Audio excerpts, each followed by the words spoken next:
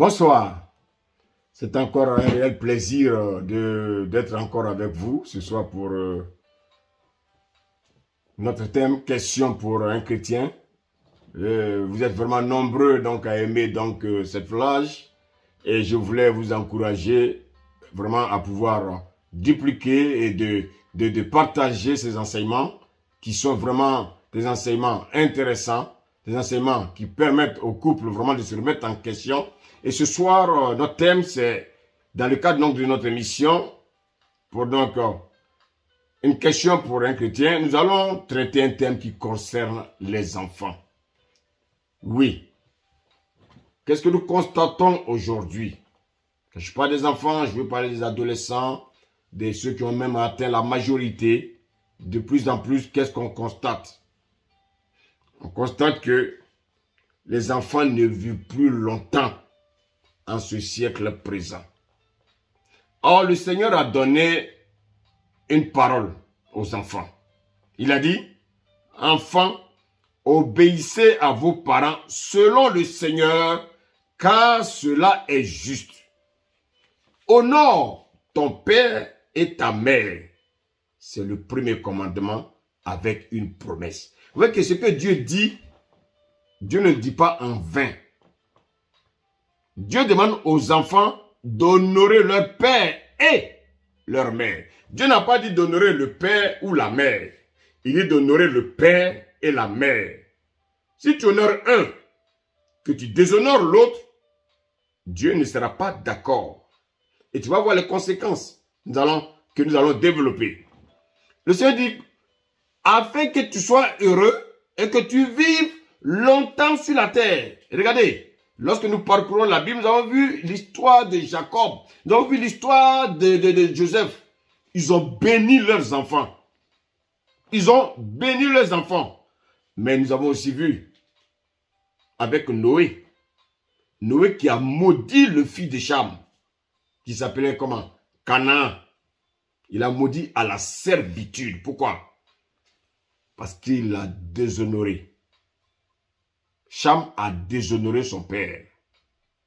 Aujourd'hui, lorsqu'on regarde notre société, en Europe, l'Europe, priez beaucoup pour l'Europe. Même sur tous les continents, qu'est-ce qu'on constate de plus en plus? Des enfants qui déshonorent leurs parents. Regardez notre société. Elle est en dégradation. On se pose la question de savoir quel est, ceux-là qui vont prendre les rênes plus tard. Regardez les jeunes. À quoi sont-ils livrés? Qu'est-ce qui se passe aujourd'hui dans la vie de ces jeunes? Est-ce que les jeunes honorent leurs parents? Est-ce que les jeunes pensent à l'intérêt de leurs parents? Quelle est la raison de cette dégradation? Aujourd'hui, vous arrivez dans la majeure partie des familles. Sur 10 familles, allez voir l'attitude des enfants. Peut-être il y a 2 qui se comportent bien, mais les 8 autres, on se pose la question de savoir qu'est-ce qui se passe. Prenons nos Bibles. Dans le livre de Proverbes, Proverbe 1, verset 8 dit que « Écoute, mon fils, écoute l'instruction du Père et ne rejette pas l'enseignement de ta mère. » Vous voyez que l'enfant doit écouter l'instruction de son père et ne pas rejeter l'enseignement de sa mère. La Bible dit, car c'est une couronne de grâce pour ta tête et une parure pour ton cou. Donc aujourd'hui, il revient donc aux parents d'éduquer l'enfant. Chacun dans un rôle précis. Le père instruit, la mère enseigne. Je l'ai déjà dit donc dans l'enseignement précédent, où les parents avaient leur rôle à jouer dans l'éducation des enfants. C'est une relation de cause à effet. S'il n'y a pas d'instruction du père, s'il n'y a pas d'enseignement de la mère, il n'y aura pas obéissance de l'enfant. Parce que c'est vous qui devez lui enseigner ces choses.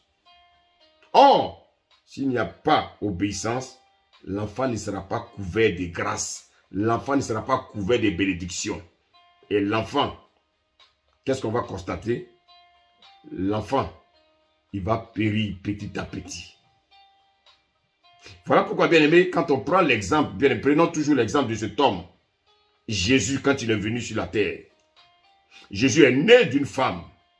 Jésus a marché avec son père Joseph, avec sa mère Marie. Joseph, qu'est-ce qu'il faisait? Il instruisait Jésus. Joseph donnait une instruction à Jésus. Marie enseignait Jésus. Mais quand il a eu 12 ans, qu'est-ce qu'il va faire? Jésus va maintenant aller au temple pour confronter, bien aimé, les rabbis. Bien aimé, ceux-là qui s'appelaient les docteurs de la parole. Je te pose la question, est-ce que ton enfant aujourd'hui connaît la parole de Dieu?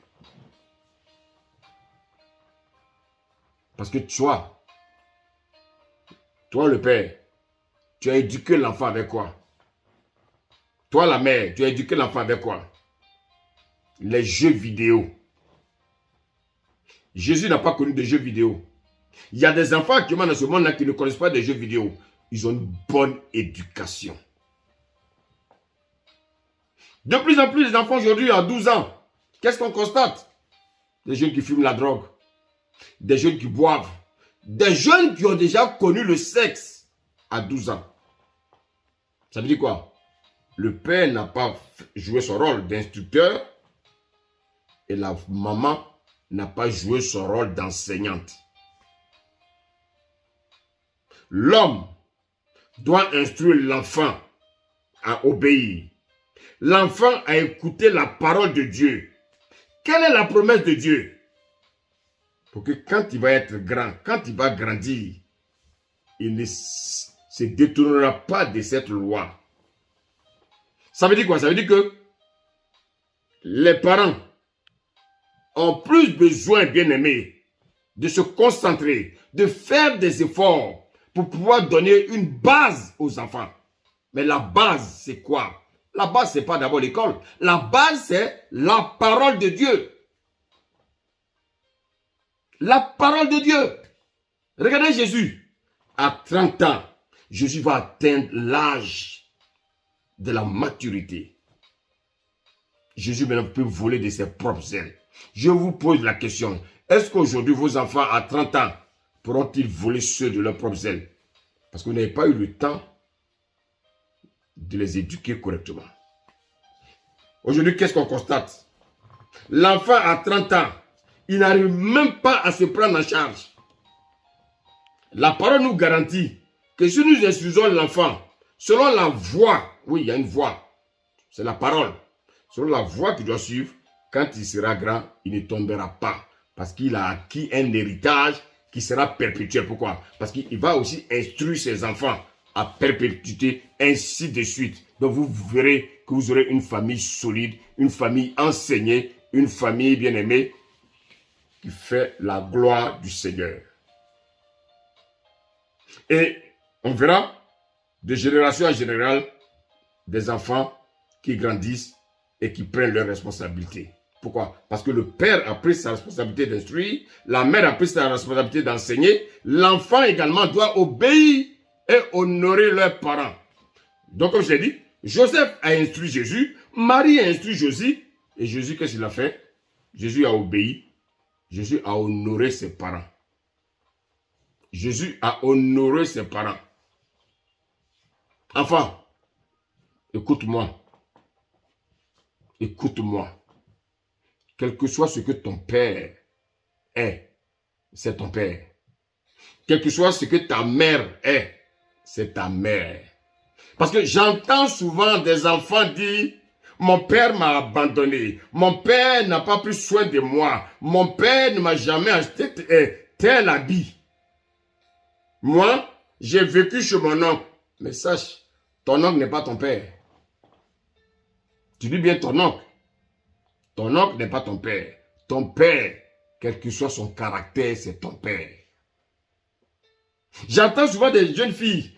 Ma mère m'a rejeté. Ma mère ne m'a pas aimé. Ma mère ne m'aime pas. Il n'y a aucune mère sur cette terre qui n'aime pas son enfant. Ça n'existe pas. Ça n'existe pas. Si ta maman est même une prostituée, c'est ta mère. Si ta tante est nantie, ta tante est riche, tu préfères aller vivre chez ta tante et abandonner ta mère. Tu vas avoir une malédiction sur ta vie. On n'abandonne pas une mère qui est désœuvrée. On n'abandonne pas un père qui est désœuvré.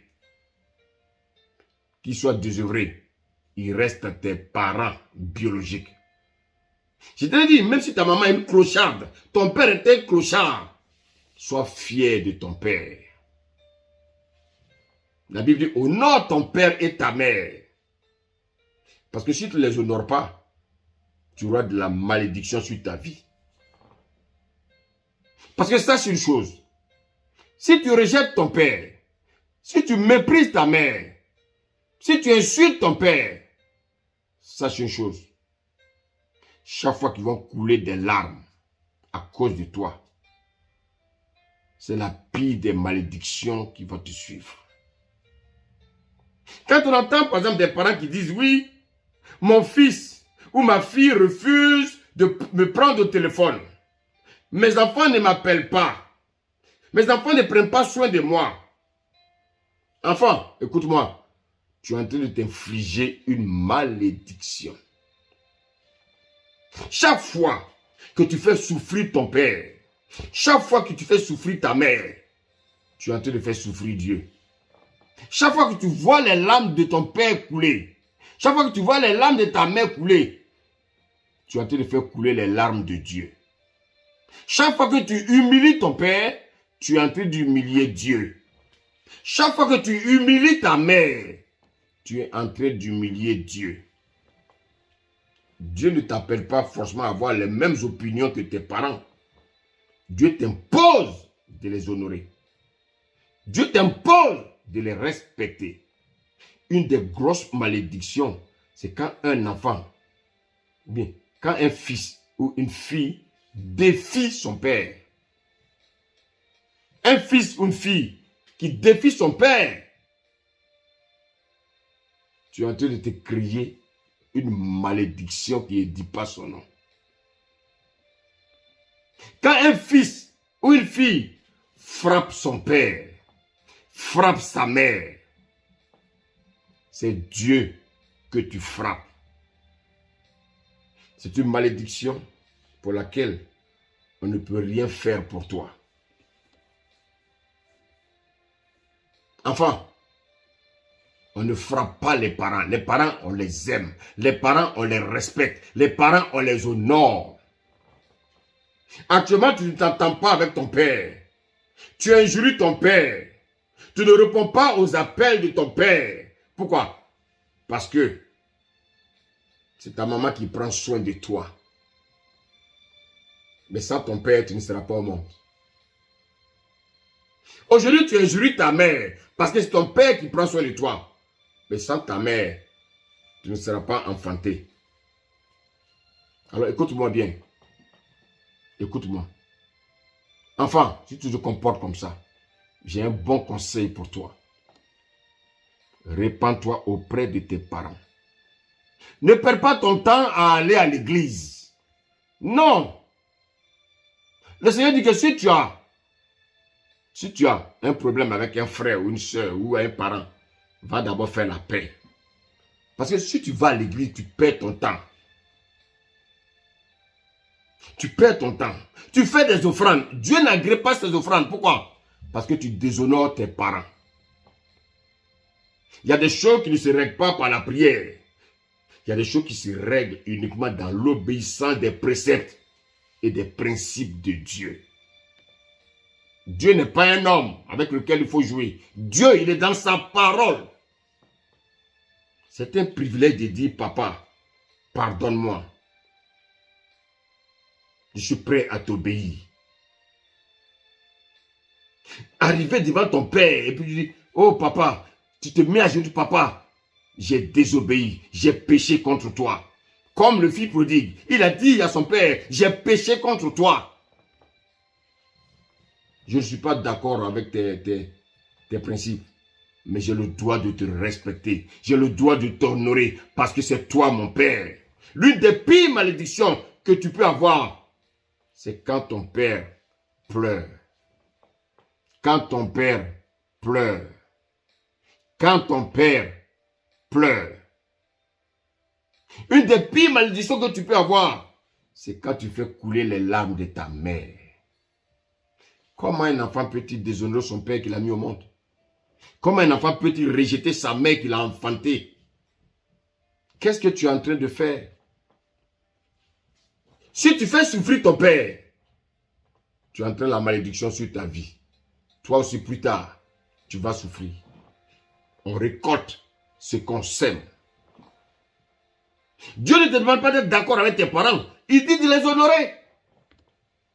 Écoute-moi, enfant. Écoute-moi. Regarde ce que le Proverbe dit. Proverbe 20 dit quoi? Si quelqu'un maudit son père et sa mère, sa lampe s'éteindra au milieu des ténèbres. Le Proverbe également dit, l'un qui se moque d'un père et qui dédaigne l'obéissance envers une mère, les corbeaux du torrent le perceront et les petits de l'aigle le mangeront.